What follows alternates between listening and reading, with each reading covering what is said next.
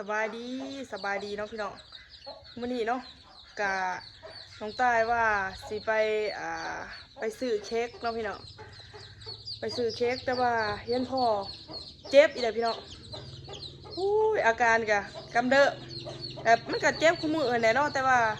น้องต้ายสิมาอ่าน้องต้ายสิมาถ่ายอาการให้เบิ่งเนาะพี่น้องกะอีต้นพ่อเนี่ยแต่ว่าซอยยังบ่ได้สิพาไปห้องหมอแล้วก็บ่ไปแล้วว่าไปได้เถื่อแต่เบิดตะเงินแต่ว่ามันบ่เศร้าเนาะบ่ฮู้ว่าเป็นยังบางคนก็บ้าแล้วเป็นกับพ่อบางคนก็ว่าเป็นใส่เป็นหัวใจขาดเลือดเนาะพี่น้องน้องตายนอนอยู่เนาะแต่ว่าได้ยินเสียงพ่อให้เอาน้ำไปให้กินและให้ไปเอาเพิ่นลูกเนาะพี่น้องเพราะว่าเวลาเจ็บเพิ่นสิอยากกินน้ำแต่เพื่อเนาะเพื่อมันสิพดออกพี่น้องหากแต่ว่าน้องตายมาเปิดคลิปนี่หลังจากเพิ่นเศร้าเจ็บแต่ได้ตอนเพิ่นยังเจ็บน้องตายก็ถ่ายไปเด้อแดนไปแล้วก็ถ่ายเด้อเนาะพี่น้องเพราะว่าซอยยังบ่ได้แต่แบบว่ามาถ่ายมาให้พ่อแม่พี่น้องเบิ่งแบบว่าขอความปรึกษาเนาะพี่น้องว่าอาการแบบนี้มันเป็นหย่อนยังไปกวดกับไล่คนกับไล่เบาเนาะพี่น้องน้องตายบ่ฮู้ว่าอาการแบบนี้เขาจะเอิ้นว่ายังเนาะเจ็บอีกนะอาการแบบนี้เขาจะเอิ้นว่ายังถาว่าน้องพี่น้องบางคนก็ว่าไปเบิ่งหมอดูก็ว่าเป็นน้ำแบบว่าผีเนาะผีเสือก็คือบางคนก็ว่าผีเฮ็ดแต่ว่าบางคนก็ว่าเป็นย้อนพยาธิเราเองแต่สำหรับน้องตายคิดว่าเป็นย้อนพยาธิเราเองเนาะพี่น้องเวลาอยากเจ็บก็เจ็บบางคนก็คือสิเคยเป็นแต่ว่าเจ็บบ่เฮิงเนาะถ้าว่าเฮิงแม่นตุยเลยพี่น้องแต่ว่าอันนี้แบบว่าเจ็บบ่หอดนาทีเนาะเราก็สิแบบเศร้ามันก็สิอันนี้ออกแต่ว่าเวลาเจ็บนี่มันสิหัดเข้าหัวใจว่าด้วยจะได้เราว่าเจ็บแบบเจ็บหน้าเอิกเนาะพี่น้องไปเบิ่งเนาะโอ้อุกใจพี่น้องเจ็บอีกแล้วพ่อเจ็บจักเถื่อแต่วันนี้โอ้นี่นะพี่น้องก็คืออาการเจ็บอีกแล้วเจ็บแถวนี่บริเวณนี้พอเราเจ็บนี่กินน้ำไหม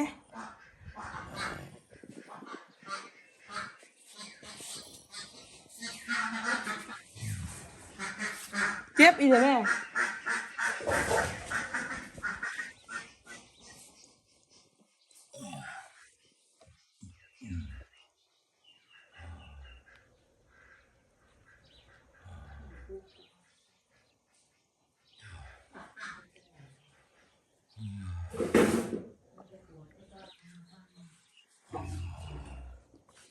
โอ้ยเสียใจเลยเนี่ย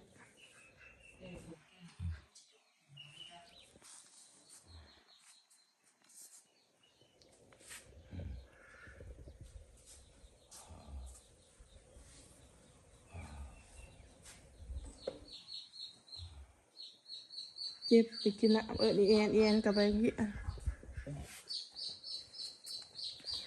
เจ็บจะเถื่อแต่วันนี้ฮะโบเป็นซิปเถื่อแต่บ่บี้ให้เราเนี่ยเจ็บอีกแล้วพี่น้องเอ้ยอุกใจดิโบยอมไปหาหมออีกสิพาไปหาหมอกับโบยอมไปมึงไม่น่ากินแนวพิษป่ะ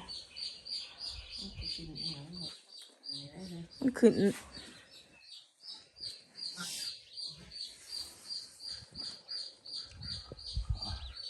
แค่นี้เหรอพ่อเจ็บข้าวเดียวกับเสาเลยนี่แหละเที่ยวเจ็บคุ้มมือเด้อมือนี้ก็ได้มือนี้ก็เฮ็ดเบี้ยย่อประตูเนาะย่อประตูแต่ก็มานอนเจ็บนี่ว่าน้ำเป็นน้ำเฮ็ดเบี้ยนักร้ายว้า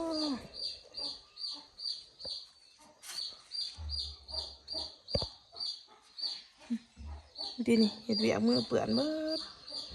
มาแล้วก็เจ็บแล้วก็นอนเศร้าเจ็บแล้วก็ไปเฮ็ดอีกคือเก่า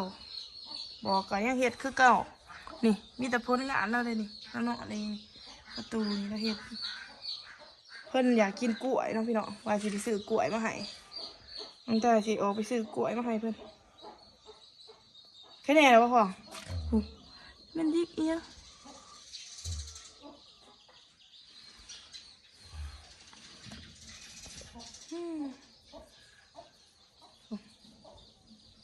กินเลยว่าเขาเผ็ดบ่ถ้ากินเขาเผ็ดบ่กินบ่กล้วยสิไปซื้อกล้วยให้บ่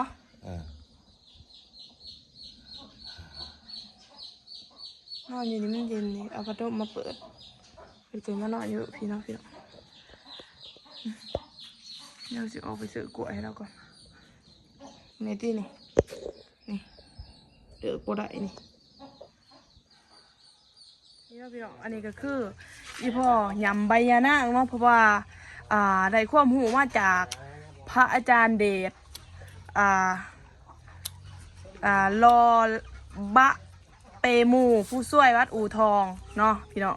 ขอบคุณเพิ่นหลายๆเด้อที่แนะนำมาให้อีพ่อยำก็คือยำใบยานางใบยานางดิบเพราะว่ามันสิไปละลายเดือดบ่พ่อละลายเดือดอีพ่อก็ใครแนะนำมาจากไหนก็กินเบิร์ดพี่น้องเพราะว่าอยากเศร้าเด้เป็นจะได้พ่อเย็นบ่เอาน้ำไม่ได้เลยไหมมันเป็นจะได้พ่อหยำใบยานางดิบโบคิวมันได้ในปากมันได้ในปากเนื้อก็อดเอาได้เพื่ออยากเศร้าเป็นตัวเอียงกระแทะบางคนก็ว่าเป็นกระเพาะบางคนก็ว่าเป็นเดือดเป็นเอียงเป็นชมาปีไผ่แนะนำมากกับเห็ดตามแนะนำมากกับเห็ดตามยำอันนี้คือเพิ่นเขียวใบยานางดิบเนาะพี่น้องประมาณ6-7 ใบเอาได้ตีน่ะมงปุ๊เอาหนะมาหันไปปันไหนดิทำปันไหนเอาอีกเห็นพอเจ็บกับสงสารแน่ๆพี่น้องเลยแต่ปลาซอยยังบ่ละบางคนก็ว่าเป็นน้ำพีเห็ดพี่อยู่ใส่จะมาเห็ดกูไม่แต่ว่าพญาทะเลให้เนี่ยนะยังกินอันนี้คือเป็นยำใบยานางดิบใบยานางที่เขาแกงใส่หน่อไม้เห็นเนาะพี่น้องนี่พอดีมันมีอยู่เทียงยำพ่อจะว่าอันนั้นบ่จะว่าอยากหาบ่เป็นจะไรล่ะยำเย็นบ่มันเย็นบ่พ่อบางคนก็ไปกินดอกพักบัว1ไ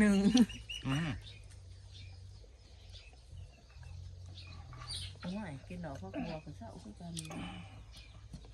บางคนก็ว่ากินต้มบัวบกเนาะพี่เนาะกินหากต้มหากบัวบกไผ่ก็บอกว่าลายอันใดเนี่ยแต่ว่าอันนั้นแล้วอันค่อยงกมันนะแต่ว่าก็เฮ็ดตามเบิดทุกคนเลยแต่ว่ามันอันน่ะมันบ่เห็นผลเนาะแต่ว่าเป็นพยาธิยังไปยังนั่งอยู่บ้านบ่ขึ้นยังนั่งเขาแกงใส่น้ำมันลูกหนอเขาเอียงกับอันนั้นเลยเฮ็ดตามเบิดอันนี้ก็เป็นทางไปซื้อกล้วยแล้วพี่น้อง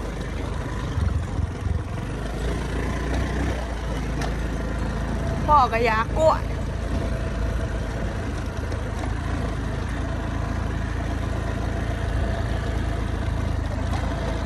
นี่นะพี่น้องหลังจากอันนั้นทางใต้ก็สีขามไปเนาะขามไปผางน้ำแต่ว่าตอนนี้ยังถาบักพี่น้องถาบักหรือบ่าถาเหือเนาะจะคล้องเหือไปใส่เด้คือบ่มีจะคล้องเหือแดดเป็นแดด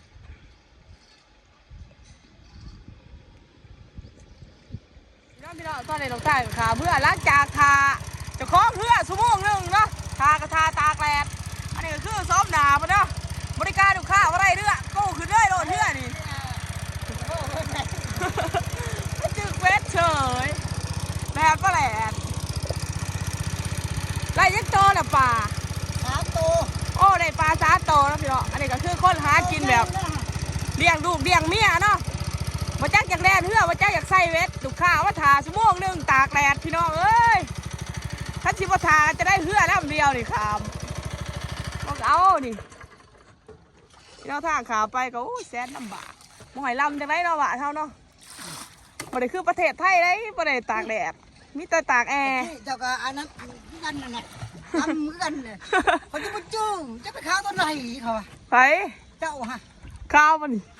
ข เนี่ยแล้วตะกี้ไปดินน้ำอ้ายกันเลย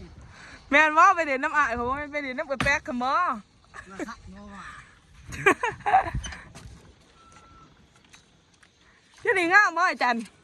ง่ามบ่เดี๋ยวนี้ตอนนี้น้องตายกับมาเดี๋ยวพี่น้องสืบกับปุ้นแต่ก็ไม่เห็นหน้ากับปุ้นเนาะนี่